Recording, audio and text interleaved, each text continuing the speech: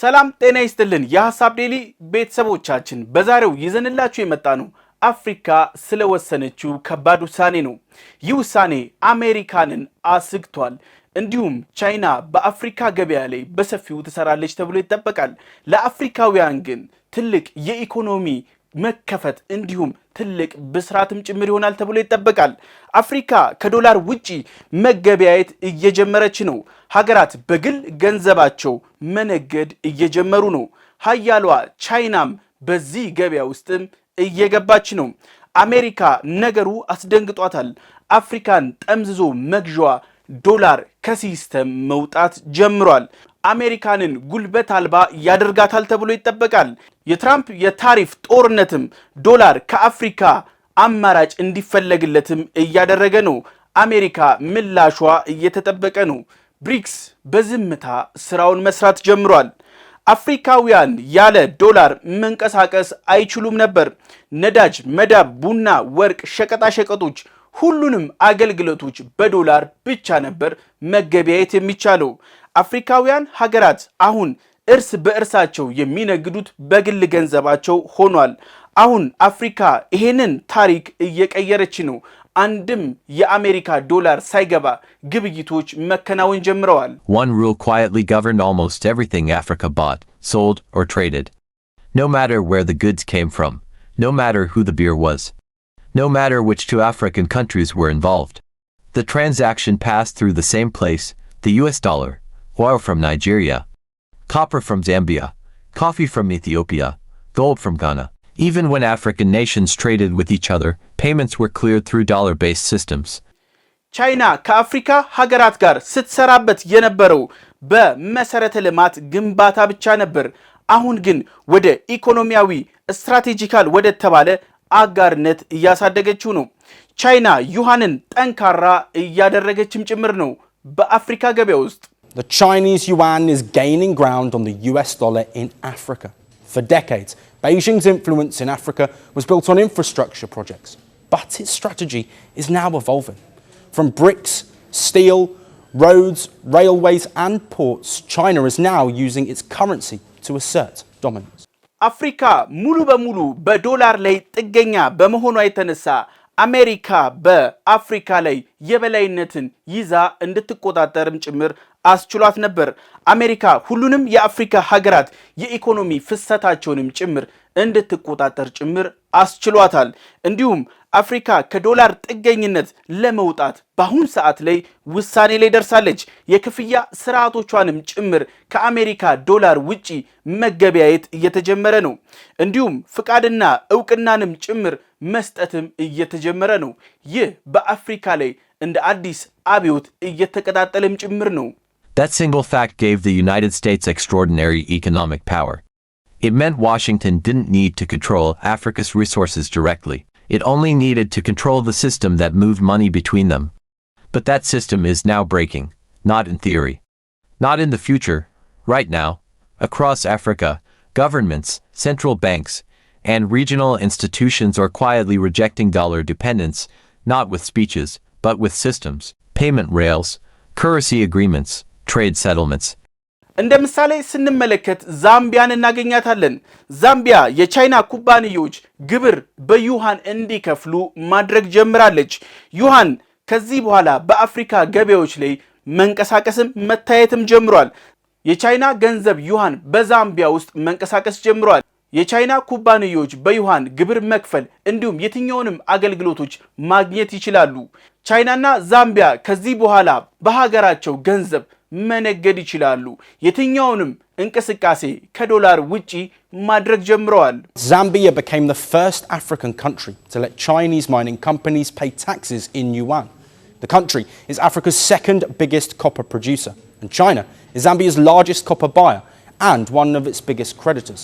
So the move is significant.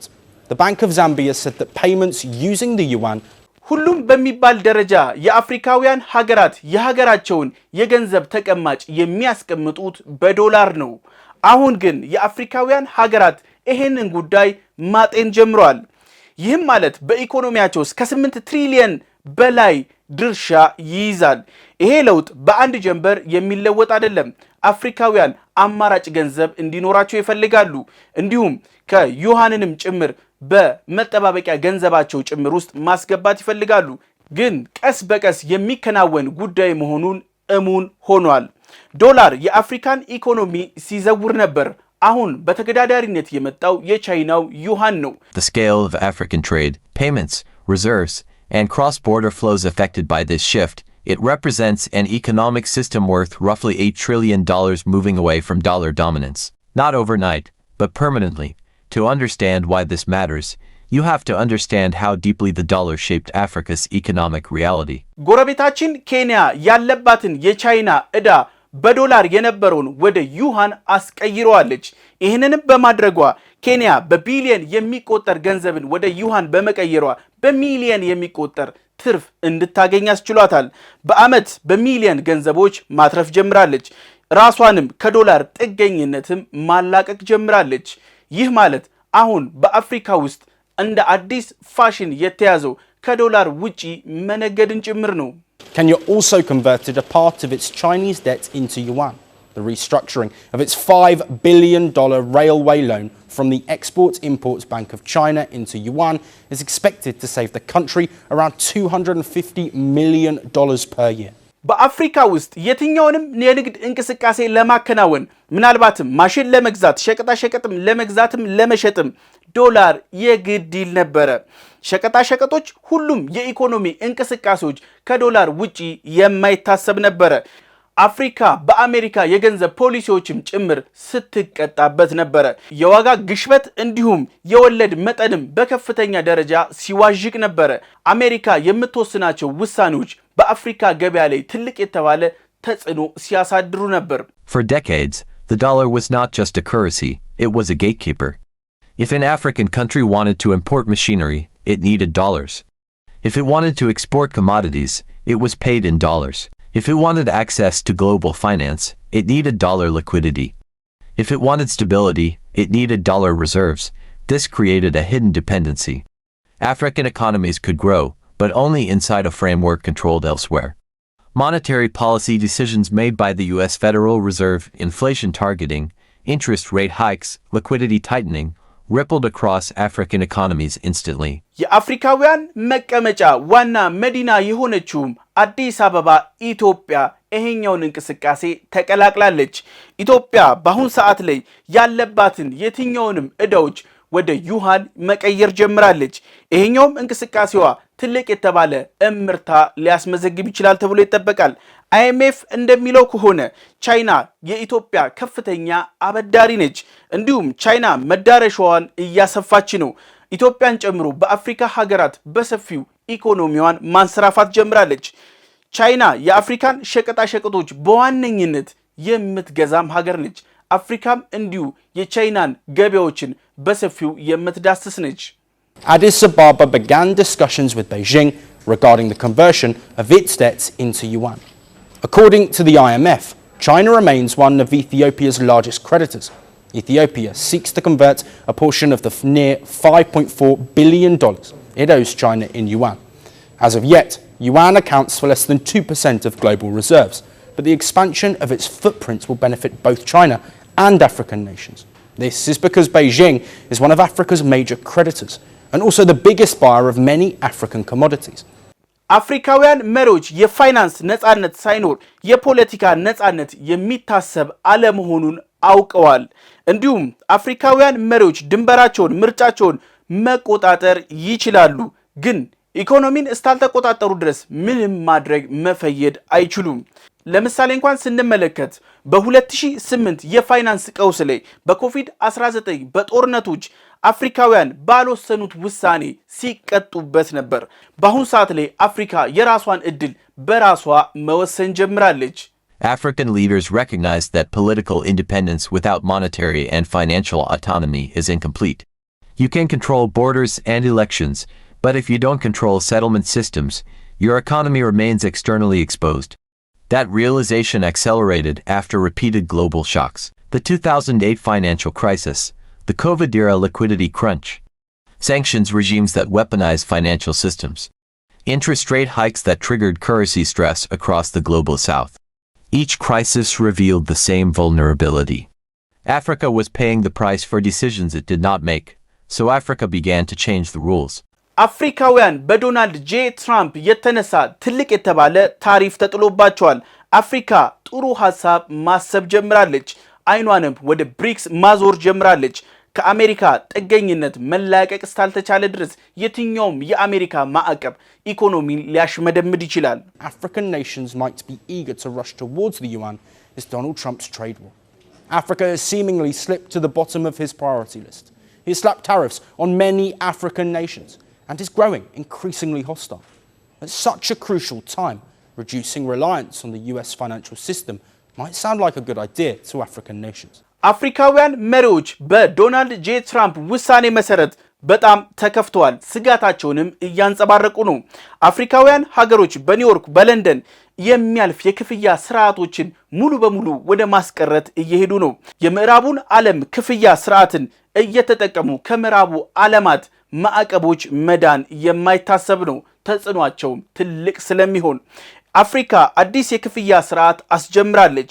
ሀገራት የንግድ ክፍያቸውን በሀገራቱ ገንዘብ እንዲከፈል እያደረጉ ነው። ዩዋን ደግሞ እንደ ዋነኛ አማራጭም ሆኖ በአፍሪካ ገበያ ውስጥ ቀርቧል። Instead of routing payments through New York or London, African countries began settling trade directly, currency to currency, within regional frameworks. This might sound technical. It isn't. It is revolutionary, because correspondent banking is how the dollar enforces control. When a transaction passes through a U.S. bank, it becomes subject to U.S. oversight, compliance rules, monitoring, delays, freezes. Remove that step, and leverage disappears. Africa's new payment systems allow cross-border trade to be settled in local currencies, instantly converted, and cleared within Africa. No dollar clearing required, no Western intermediary needed. This fundamentally changes the balance of power. ዶናልድ ጄ ትራምፕ ለአፍሪካ ያላቸው ጥላቻ ትልቅ የተባለ ታሪፍን አፍሪካን እንድትከናነብ አድርጓታል። አፍሪካ ደግሞ አማራጭ እየፈለገች ነው። ዋሽንግተን እንዳለው ከሆነ ስትራቴጂካል እርዳታን ወደ ንግድ ትብብር አዙር ያለው ብትልም አሜሪካ አንድም ጠብ ያለ ነገር የለም። ቻይና ባለም አቀፍ ሀገራቶች ዩዋን ትልቅና ጠንካራ አማራጭ እንዲሆንም እየሰራች ይገኛል። Trump's hostility has compelled the continent to look for alternatives, and that is where China has stepped in. At a time when Washington's Africa strategy has shifted from aid to trade, Beijing is seemingly offering support. But China's larger objective remains to ditch the US dollar and internationalize its currency, the yuan. አፍሪካውያን ሀገራት በማዕከላዊ ባንኮቻቸው በኩል የሚገኘውን ከፍተኛ የዶላር ክምችት በአሁን ሰዓት ላይ ማጤን ጀምረዋል። የሁለትዮሽ ስምምነት ብዝሃነትንም እየሰሩ ነው። ይሄ ሂደት ጸረ አሜሪካነት አይደለም። ይሄ ሂደት አፍሪካውያን እንደሚሉት ከሆነ ሪስክ ማኔጅመንት ነው። በአሜሪካ በኩል የሚጣልበንን ታሪፍ እንዲሁም ማዕቀቦችንም ጭምር ለማምለጥ ያስችለናል እያሉ ነው። የሉዓላዊነትም ጉዳይ ጭምር ነው እያሉት ነው። For decades, dollar holdings dominated foreign exchange reserves, reinforcing dependency. Now, diversification is accelerating. More gold, more regional currency arrangements, more bilateral swap agreements, less exposure to unilateral policy shocks. Again, የአፍሪካ ውሳኔ ዶላርን ክፉኛ ይጎዳዋል። አፍሪካ በዓለማችን ላይ ፈጣን የተባለ ኢኮኖሚ ያላትም ጭምር ነች። እንዲሁም አፍሪካ በመጪው ዘመን ላይ ትልቅ የተባለ የኢኮኖሚ ድርሻም ትይዛለች ተብሎ ይጠበቃል። አብዛኛው ሪሶርስ የሚገኘውም ከአፍሪካ ነው። ወጣት የተባለውም አካል በአሁን ሰዓት ላይ እየተወለደ ያለው በአፍሪካ ውስጥ ነው። አሜሪካ አፍሪካን አጣች ማለት ትልቅ የኢኮኖሚ መዋዠቅ ውስጥም መድቀቅ ውስጥም ልትወድቅ ትችላለች። this is not anti-American ideology, it is risk management. The same logic any sovereign economy applies, but the implications are enormous. Because the dollar's global power depends on scale. The more trade settled in dollars, the stronger its network effect. The more countries that step outside that network, the weaker its dominance becomes. Africa stepping away matters because of scale. Africa is not a niche economy. It is one of the fastest growing markets in the world. አፍሪካውያን ሀገራት የምዕራቡ ሀገራት ላብራቶሪ ሆነው ነበር። በአሁን ሰዓት ግን በቀጣዩ ዓመታትም ጭምር ይከናወናል የተባለው የትኛውንም የዶላር እንቅስቃሴ በዩዋን መተካት እንዲሁም ሀገራት በግል ገንዘባቸው መገበያየት እንዲጀምሩ እያደረጉ ነው። አሜሪካ በዚህ ጉዳይ ላይ ስጋት ገብቷታል። ምላሿ ደግሞ እየተጠበቀ ነው። ትራምፕ የወሰኑት ውሳኔ የንግድ ጦርነት አፍሪካ ላይ ብዙ ማዋጭ አለመሆኑ እየታየ ነው። አፍሪካ አማራጯ በዝቷል። አፍሪካ ትልቅ የተባለ ለፋብሪካዎች ገቢ የሚሆን ጥሬ ዕቃ አቅራቢ ሀገር ነች። ይህ ደግሞ ተፈላጊነትና እንዲሁም ተመራጭነቷን ጨምሮታል። ኤዩም ጭምር በሰፊው የአፍሪካ ገበያ ውስጥ መግባት ይፈልጋሉ። ዶናልድ ጄ ትራምፕ በግልፍተኝነት የወሰኑት ውሳኔ ምናልባትም ዋጋ ሊያስከፍላቸው ይችላል። እንዲሁም የደቡብ ትብብርም ብሪክስም በሰፊው አንገቱን ደፍቶ ዓለም አቀፍ ኢኮኖሚን መቆናጠጥ ጀምሯል። የአሜሪካ ሀያልነት ከዚህ በኋላ ተገዳዳሪ እየገጠመው ነው። Will more African nations choose Chinese yuan in the coming days? And how will the US react to it? The coming days and months will reveal that answer. የሐሳብ ዴሊ ቤተሰቦቻችን የዛሬው ይህን ይመስላል። በቀጣይ በሌላ አጀንዳ እስከምንገናኝ ሰላም ሁኑ።